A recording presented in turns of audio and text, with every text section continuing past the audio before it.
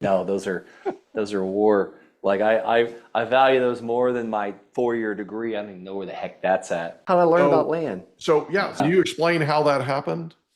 Yeah, it's funny you say that because yeah, I had like 5 or 6 rentals at the time. I had wholesaled quite a few houses. I had already started flipping houses where I Yeah. buy them and I renovate them. And then I heard a guy like things weren't going so well with that. Like I was kind of spending more money on marketing, and I was like, am I actually making money or am I just spinning my wheels here? Right. So I was still like, anytime I drove my car, which I was driving an old 2007 Honda Civic, my wife's car.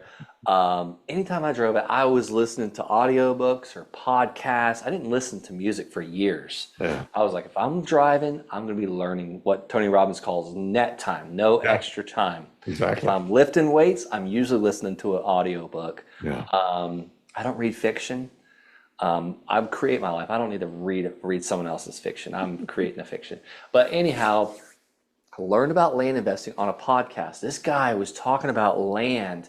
I had never heard anybody else talk about land before. Never in 2015. I'm from Okeechobee, Florida. There's land everywhere. You got to be Yeah. rich, you got to be a rancher, or you got to have a dairy to own land in Florida. Right.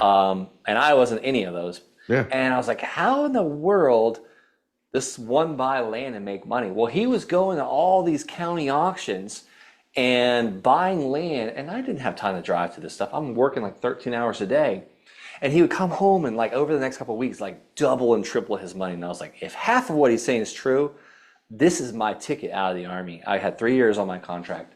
So I immediately took action like that next day.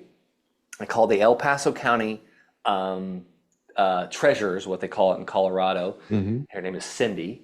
And I was like, hey, I want the list of everyone that's behind on their taxes for vacant land. Well, she's like, I can't do that. So she gave me this huge pile of people behind on their taxes, but it was actually county held tax liens where no one was even paying the back taxes because she thought I was going to pay those back taxes and invest. And it's a system where the more people bid on it, the lower interest rate you get. I Hmm. didn't understand any of that and I didn't care about any of that. I was like, no, I want to buy this land from these people. Well, she scanned it in. It was like a fax and all these schedule numbers. It was like a bunch of numbers. I had no clue what the heck I was looking at. Hmm. So I finally figured out I had to plug the schedule number into an APN number, and the APN told me who owned it, maybe the taxes, where it was located. So I found a virtual assistant on Upwork.com. I think it was called something different back then. And it took her like several weeks to put all these numbers in. I'm paying her $5 an hour, and she got me 647 records.